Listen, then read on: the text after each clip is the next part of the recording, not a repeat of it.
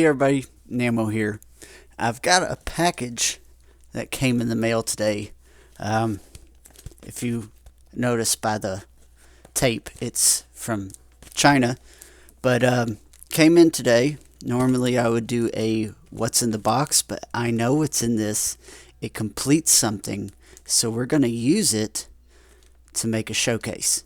So let's go ahead and get this open so that we can use it for the showcase. And I'm only guessing this is how you open it. I've never opened one of these before, so I've never gotten one of these from China. Yep, okay, I'm going the right way. And it's nothing but styrofoam. Ooh, okay, we're good. Alright. So here we have, if it'll come out of the thing.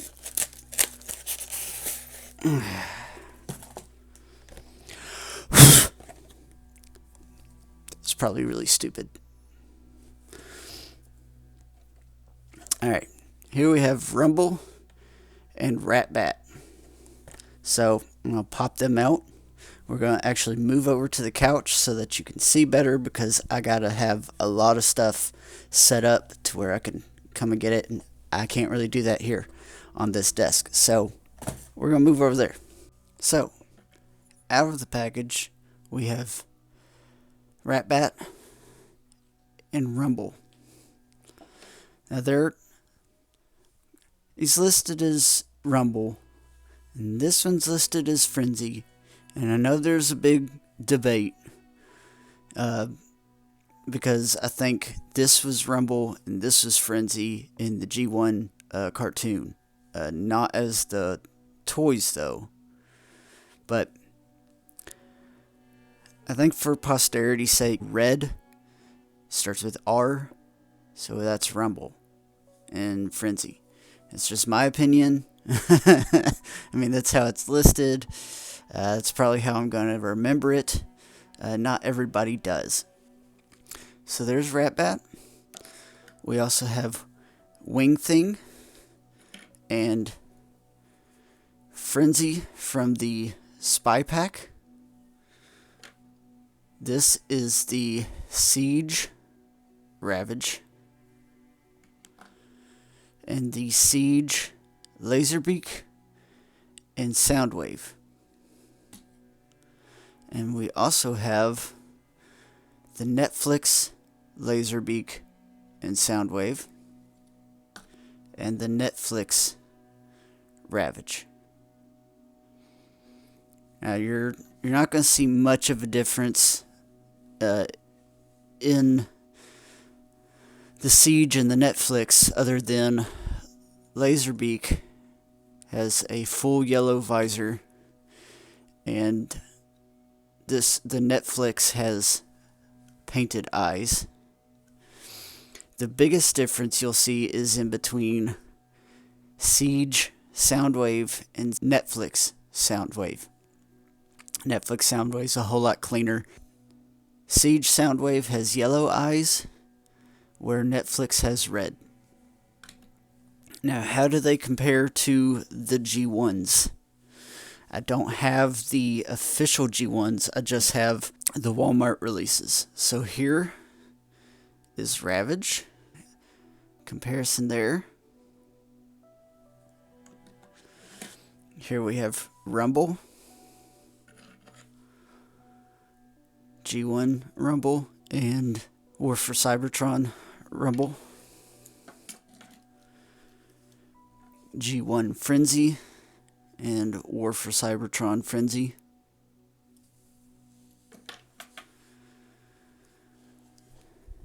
And here's Laserbeak and War for Cybertron Laserbeak. Now he can't really sit on Soundwave's arm. He can't perch on the G1 Soundwave's arm, so I don't have I can't do that. There's the G1 and there's the Netflix. They're almost the same size. height-wise. The cassette deck for his chest is a whole lot bigger on the G1. So, because there's so many for this video, I'm going to stop it, and I'm going to transform them all into their alt modes, and we'll compare them from there.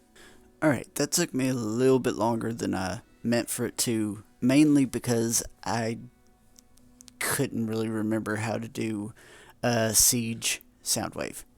But here is Siege Soundwave in his little spaceship mode.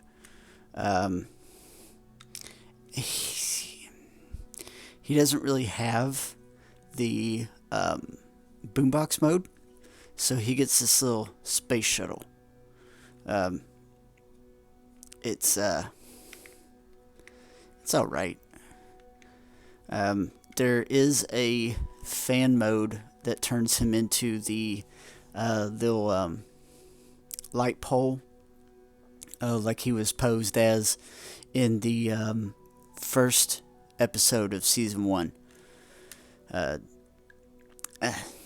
haven't done that mode in so long, I don't even know if I remember how to do it. Now, Netflix Soundwave got retooled to where he transformed into a more G1 accurate version. And here is the Netflix Soundwave, and here is the G1 Soundwave. Very similar, but see, G1 is compact. Everything folds up nice and neat. It's kind of a bad little, yeah. It's still great as far as looking at the G1 aesthetic. Don't really much like the amount it's coming out and how it doesn't fill in this space here. See how thin, like it could just somehow fill that out, but miles better than spaceship mode. So now I forgot to show you Buzzsaw, the G1 Buzzsaw. We don't have a War for Cybertron Buzzsaw. Kind of wish we did, because Laserbeak kind of feels a little bit lonely. And there is what he looks like in cassette mode. Now, the G1s, as I'll show you with all the rest of them, have these little accessories that plug into the holes for the cassette tapes. And for them to fit into Soundwave, you have to take them off. That's the downside with a lot of G1, is they have a lot of accessories that you have to remove. So this is actually the cassette face. That's the back, which turns into the top of Buzzsaw. But you'll just slide them in, close them up. Here is Laserbeak, G1 Laserbeak. And this is Siege Laserbeak. Let's see if I can, because there's 3 of them. And this is Netflix Laserbeak. Now the back ends of these, this really is the back, because let me get these pieces off here.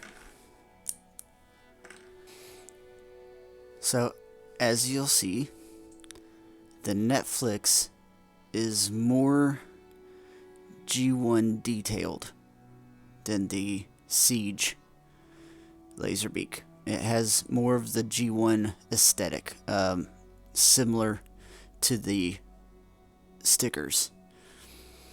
So it is the G1 equivalent of the, between the two War for Cybertron ones. Here we have Ravage, and again, take his little accessories off. There is his cassette front. Here is the Siege Ravage. And here is the Netflix Ravage. And again, the Netflix is more G1 oriented, so the detailing is a lot more similar to the G1 Ravage. Next we have the G1 Rumble and the War for Cybertron Rumble. They didn't really do anything on the cassette front of War for Cybertron to get him looking anything like the original. However, on the back, they are similar in the ways of the design for his chest. Very much similar. Of course, you're going to have an issue with the War for Cybertron Rumble because his head doesn't sink down inside his body like the G1 does. And it doesn't matter which way you turn it, there's going to be visible head syndrome every single time. And here we have G1 Frenzy and the War for Cybertron Frenzy. Again, they didn't do any kind of stamps or colorings for the War for Cybertron to look anywhere similar to the G1. I haven't looked, just because I completed the set today, I haven't looked, but maybe there's a Toy Hacks sticker kit that will make him look more like G1. Again, same with Rumble. You turn them around, they're a lot similar on the back because of the colorings for robot mode. And lastly, we have Wing Thing and Rat Bat. Now,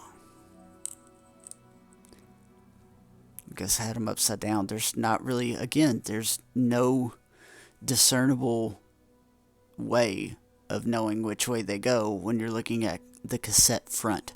But when you turn them around back, you can obviously see the head and the body and the feet as to where the orientation is. So these ones are pretty cool. I like the design. I like the engineering they have for Wing Thing and Rat Bat and Laserbeak. The Ravage, because of the size and the way the legs transform, I feel like I'm gonna break them. So half the time I don't want to do anything with him. I usually leave him in cassette mode and have him inside Soundwave's chest. Display Laserbeak perched on his arm, as I showed you at the beginning, and then the minions, Frenzy, Rumble, Rat Bat, Wing Thing, all kind of sitting around him. With the G1, the way I display him, he's just standing there. I don't even keep anything in his chest. I just have all the cassettes transformed and kind of sitting around him. Siege, I want to keep him just because he was the first Soundwave, honestly, I ever had. I've never had a Soundwave before then. Even the Walmart reissue came out way after he did. So this one kind of holds a special place as far as it being my first one.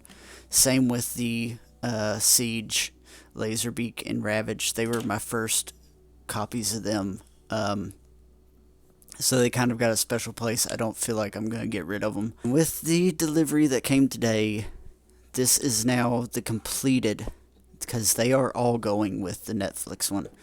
Siege is going to get stored away with the rest of the Siege line. That's it. That's all three of them.